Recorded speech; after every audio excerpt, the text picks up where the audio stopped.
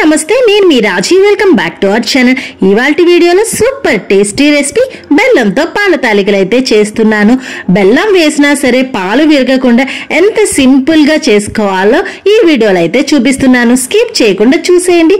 ముందుగా స్టవ్ మీద ఒక పాన్ పెట్టేసుకొని ఒక కప్పు నీళ్లు 2 టేబుల్ స్పూన్స్ బెల్లం అలానే కొంచెం ఉప్పు వేసి మొత్తం ఈ బెల్లం ఉప్పు అన్నది ఈ నీళ్ళలో కరిగిపోవాలన్నమాట।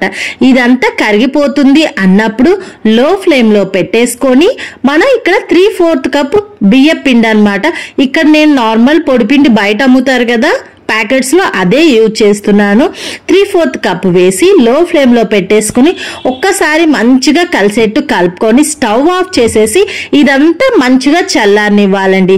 మొత్తం చల్లారిపోయింది అన్నప్పుడు 1 టేబుల్ స్పూన్ గోధుమ పిండి వేసి మొత్తం కలిసేటైతే కలుపుకొని మనం ఇది ఒక చపాతీ ముద్ద ఏ విధంగా కలుపుకుంటామో అలా మంచిగా కలిపేసుకోండి। నీళ్ళైతే వేయకూడదు, అదే సరిపోతుంది।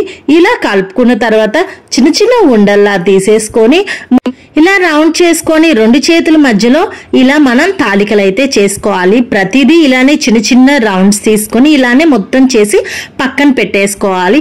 ఇప్పుడు స్టవ్ మీద ఇంకొక ప్యాన్ అయితే తీసుకొని మనం ఇక్కడ ఈ మూంగ్ దాల్ అదేనండి పెసరపప్పుని డ్రై రోస్ట్ చేసేసుకొని మిక్సీ జార్లోకి తీసుకొని చల్లారినాక పౌడర్ చేసి పక్కన పెట్టుకోవాలి। ఇప్పుడు మనం అదే ప్యాన్ లో 3/4 కప్ బెల్లం అలానే కొంచెం నీళ్లు అంటే ఇక్కడ నేను ఎంత తీసుకుంటున్నానంటే 1/2 కప్ నీళ్ళు అన్నమాట వేసి బాగా కరిగించేయాలన్నమాట। అసలు ఎక్కడ బెల్లం ముక్క అంటూ ఉండకూడదు, మొత్తం కరిగిపోవాలి। ఇలా కరిగిపోయిన దాన్ని పక్కన పెట్టి మొత్తం చల్లారనివ్వాలి। ఇప్పుడు స్టవ్ మీద ఇంకొక ప్యాన్ అయితే తీసుకొని 3 కప్పులు పాలు 1/2 కప్ వాటర్ అయితే వేసుకోవాలి। ఇప్పుడు ఇందులో మనం ఆల్రెడీ పెసరపప్పుని వేయించి మిక్సీ పట్టుకున్నాం కదా ఆ పౌడర్ ని మొత్తం వేసేసి ఒక్కసారి కలిపేసుకోవాలి। ఇలా కలిపేసుకున్నాక ఆల్రెడీ మనం తాలికలు చేసి పెట్టుకున్నాం కదా ఆ తాలికలు మొత్తం వేసేసుకోవాలి।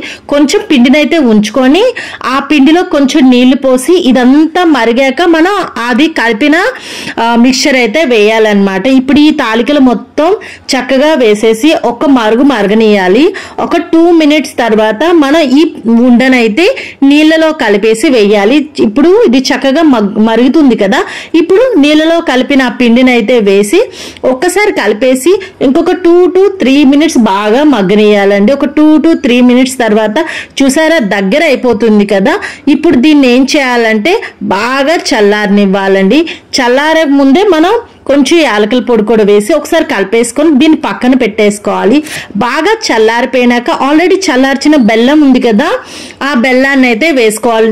మీరు ఈ 2 చల్లారనీయకుండా వేసారంటే కంపల్సరిగా పాలైతే విరిగిపోతాయి। సో అందుకని మొత్తం చల్లారినాక వేసుకోవాలి।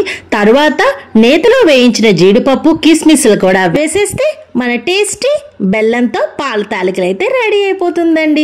చూసారా సింపుల్ గా పాలు విరగకుండా బెల్లంతో పాలు తాలికలు అయితే రెడీ అయిపోయినాయి। మన రెసిపీ నచ్చితే ఒక లైక్ చేసి కింద కామెంట్ చేసి ఎలా ఉందో చెప్పండి। Thank you.